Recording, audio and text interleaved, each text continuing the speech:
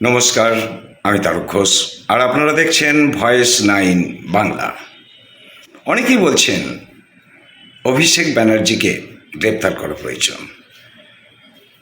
আইনে যদি সংস্থান থাকে তাহলে আইনের পথে চলবে, কিন্তু এই মুহূর্তে যদি অভিষেক ব্যানার্জি কোনো কারণে গ্রেপ্তার হয় তাহলে সেটা কি বিজেপির কাছে মাস্টার স্ট্রোক হবে নাকি বুমেরাং?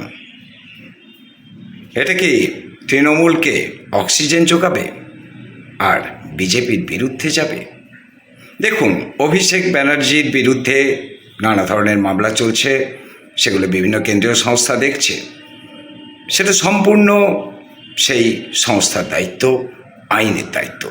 আমি সেদিকে যাব না, কিন্তু একটা কথা বলতে চাই, যদি অভিষেক ব্যানার্জি এই মুহূর্তে কোনো কারণে গ্রেপ্তার হয় তাহলে কি ঘটতে পারে চলুন বিশ্লেষণ করে দেখাই যে একটা সঠিক সময়, এই সময়টা যে ঠিক করে নিতে পারবে তার ক্ষেত্রে হবে মাস্টার স্ট্রোক, আর যদি ঠিক না হয় সময়টা হয়ে যাবে বুমেরাং। চলুন আলোচনায় যাওয়া যাক। আর আপনারা দেখছেন ভয়েস 9 বাংলা। যদি এমন সময় গ্রেপ্তার করা হয় যখন মানুষের ক্ষোভ এখনো তাজা, দুর্নীতির স্মৃতি এখনো জীবন্ত এবং তৃণমূল এখনো আত্মরক্ষার অবস্থায়, তাহলে সে পদক্ষেপকে অনেকেই স্বাভাবিক বিচার প্রক্রিয়া হিসাবে দেখতে পারেন। কিন্তু বিজেপি যদি খুব দেরি করে, যদি দীর্ঘদিন ধরে শুধু চাপ, তদন্ত, গ্রেপ্তার আর রাজনৈতিক অবরোধ চালাতে থাকে, তাহলে ধীরে ধীরে মানুষের একাংশের মনে উল্টো প্রশ্নের জন্ম হতে পারে। অভিষেক বন্দ্যোপাধ্যায়কে কেন্দ্র করে এখন যে পরিস্থিতিটা সৃষ্টি হয়েছে, সেটাকে অনেকে বলছেন একটা রাজনৈতিক চক্রব্যূহ। কেন চক্রব্যূহ? সরাসরি শেষ আঘাতের আগে তার চারপাশের যে পিলারগুলো রয়েছে সেগুলোকে দুর্বল করে দেওয়া হয়। আর এই পুরো প্রক্রিয়ার মধ্যেই বিজেপি কিন্তু খুব সচেতনভাবে একটা জনমত তৈরি করার চেষ্টা করছে। আমার সেটাই মনে হচ্ছে। তারা চাইছে সাধারণ মানুষের মনে এই ধারণাটা শক্ত হোক যে এটা রাজনৈতিক কোনো প্রতিশোধ নয়, দুর্নীতির হিসাব নেওয়া, এটা প্রতিহিংসা নয়, আইনের শাসন প্রতিষ্ঠা, এটা বিরোধী দমন নয়, 15 বছরের জবাবদিহি। আর ঠিক এই সময়েই রাজনৈতিক মহলে নতুন করে আলোচনা শুরু হয়েছে অভিষেক বন্দ্যোপাধ্যায়কে ঘিরে সাম্প্রতিক আইনি পরিস্থিতি নিয়ে। আপনারা জানেন, আজকেও খবরে দেখেছেন, স্বরাষ্ট্রমন্ত্রী অমিত শাহকে নিয়ে বিতর্কিত মন্তব্যের অভিযোগে তার বিরুদ্ধে সাইবার আইনে মামলা হয়েছে। এই মামলায় তিনি হাইকোর্টের দ্বারস্থ হয়ে আইনি সুরক্ষা চেয়েছেন। আদালতের তরফে আপাতত 31শে জুলাই পর্যন্ত তার বিরুদ্ধে কড়া পদক্ষেপ না নেওয়ার নির্দেশ দেওয়া হয়েছে। আর এই মুহূর্তে তার বিদেশ যাওয়া চলবে না। রাজনৈতিক পর্যবেক্ষকদের মতে এই ঘটনাকে শুধু একটা আলাদা মামলা হিসাবে দেখলে ভুল হবে, বরং এটা ইঙ্গিত দিচ্ছে যে রাজনৈতিক ও আইনি চাপ এখন অনেক বেশি সরাসরি এবং অনেক বেশি কাছাকাছি এসে পৌঁছেছে। চলুন বিস্তারিতভাবে বুঝিয়ে বলি। এই মুহূর্তে অভিষেক যদি গ্রেপ্তার হয় আইনি কারণে, তাহলে কি সেটা বিজেপির কাছে মাস্টার স্ট্রোক হবে, নাকি সেটাই হয়ে উঠতে পারে সবচেয়ে বড় রাজনৈতিক ঝুঁকি? একটা সময় বাংলার রাজনীতিতে একটা ধারণা প্রায় প্রতিষ্ঠিত হয়ে গিয়েছিল, তৃণমূলকে হারানো যায় কিন্তু তৃণমূলকে সরানো যায় না। কেননা এই দলটা শুধু একটা রাজনৈতিক সংগঠন ছিল না, ধীরে ধীরে সেটা পরিণত হয়েছিল এক বিশাল ক্ষমতা কাঠামোয়। প্রশাসন, জেলা নেতৃত্ব, স্থানীয় প্রভাব, আর্থিক নেটওয়ার্ক, রাস্তার দখল, ভোটের সমীকরণ, সব কিছুর কেন্দ্রবিন্দুতে ছিল একটাই শক্তি। কিন্তু কি হলো, 2026-এর নির্বাচন সেই চিত্রটাকে পুরোপুরি বদলে দিল। আজ বাংলার ক্ষমতায় বিজেপি, মুখ্যমন্ত্রীর চেয়ারে শুভেন্দু অধিকারী। আর ঠিক সেই মুহূর্ত থেকেই শুরু হয়েছে বাংলার রাজনীতির দ্বিতীয় এবং সম্ভবত সবচেয়ে কঠিন অধ্যায়। মানুষের গণতান্ত্রিক সমস্ত অধিকার বাজেয়াপ্ত করেছিল তৃণমূল কংগ্রেস দীর্ঘ 1.5 দশক ধরে, 15টা বছর। আমি বলতে পারি পুরো তৃণমূল দলটি একটি সার্কাসে পরিণত হয়েছে, অপমৃত্যুর দিকে এগিয়ে যাচ্ছে এবং এই জিনিস শেষ হয়ে যাবে, তৃণমূল বলে কিছু থাকবে না। ক্ষমতা বদলের পর রাজনৈতিক পুনর্গঠন, এখন যেটা ঘটছে সেটা শুধুমাত্র সরকার পরিবর্তন বললে ভুল হবে। এটা আসলে বহু বছরের জমে থাকা ক্ষমতা কাঠামো ভেঙে নতুন ক্ষমতার কেন্দ্র তৈরি করার লড়াই। বুঝতে পারছেন আমার কথাগুলো? ভারতীয় রাজনীতির ইতিহাস বলছে বিরোধী শক্তিকে সম্পূর্ণ শেষ করে দেওয়ার চেষ্টা অনেক সময় উল্টো এবং পাল্টা ন্যারেটিভ তৈরি করে, বিশেষ করে বাংলার মতো রাজ্যে, যেখানে রাজনৈতিক আবেগ প্রবল, আক্রান্ত হওয়ার রাজনীতি কাজ করে। রাস্তার আন্দোলনের সংস্কৃতি এখনও বাস্তব। দিল্লি বনাম বাংলা মানসিকতা খুব দ্রুত ছড়িয়ে পড়তে পারে। আর media war, social media war, এটা কিন্তু খুব দ্রুত মানুষের মনের উপর প্রভাব ফেলতে পারে। সেটা মিথ্যা হোক সত্য হোক, প্রভাব ফেলে একটা। তাই বিজেপির কাছে কিন্তু আসল চ্যালেঞ্জ গ্রেপ্তার করা নয়, যদিও এটা বিজেপির বিষয় নয়, এটা আইনের ব্যাপার। আইনে যদি গ্রেপ্তার করার সংস্থান থাকে সেটা আইন মাফিক হবে। কিন্তু বিজেপির কাছে ধাক্কাটা কি যেতে পারে, এইটা নিয়ে আমি আলোচনা করছি। চিরদিন কাহারও সমান নাহি যায়। মানুষ তো শুধু চেয়ারে বসিয়ে যায়নি, মানুষ বিচার চেয়েছে।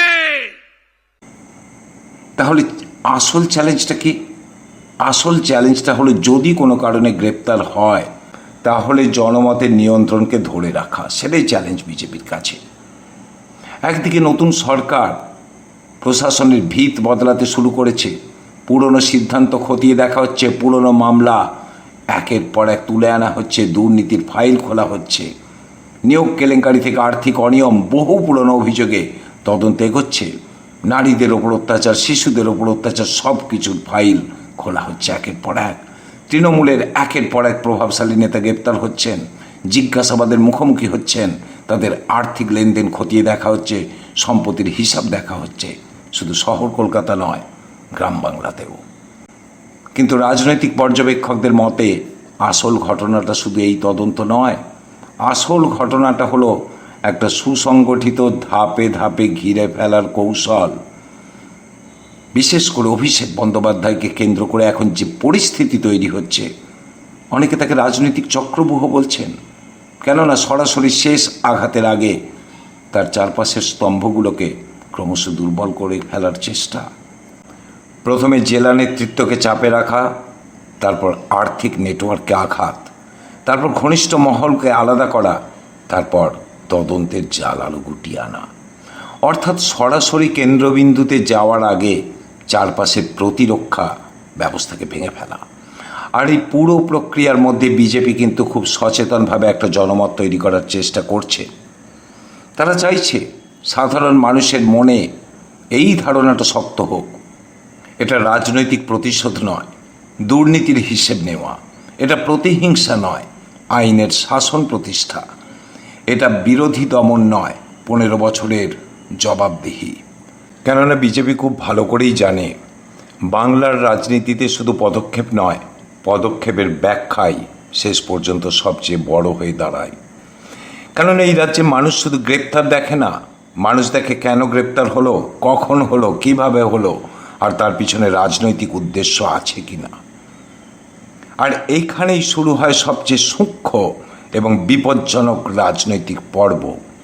কেননা ইতিহাস বারবার দেখিয়েছে বাংলায় কোনো রাজনৈতিক শক্তিকে পুরোপুরি মুছে ফেলার চেষ্টা যত প্রবল হয়েছে, ততই অনেক সময় সেই শক্তির চারপাশে নতুন আবেগ তৈরি হয়েছে।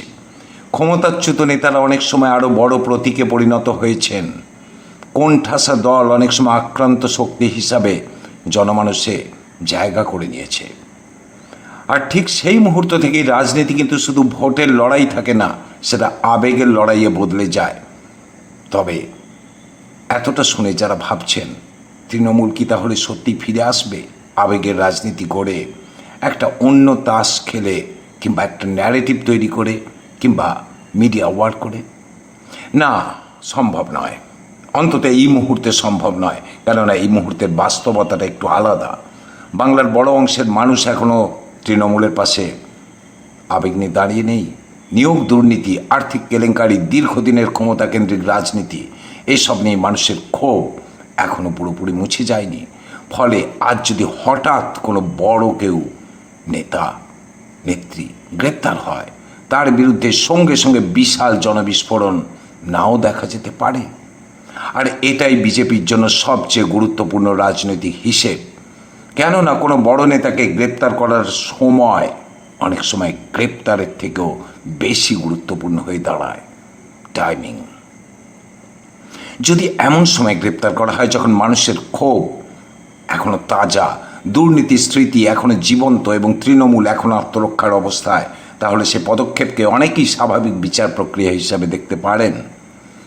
কিন্তু বিজেপি যদি খুব দেরি করে, যদি দীর্ঘদিন ধরে শুধু চাপ, তদন্ত, গ্রেপ্তার আর রাজনৈতিক অবরোধ চালাতে থাকে, তাহলে ধীরে ধীরে মানুষের একাংশের মনে উল্টো প্রশ্নের জন্ম হতে পারে।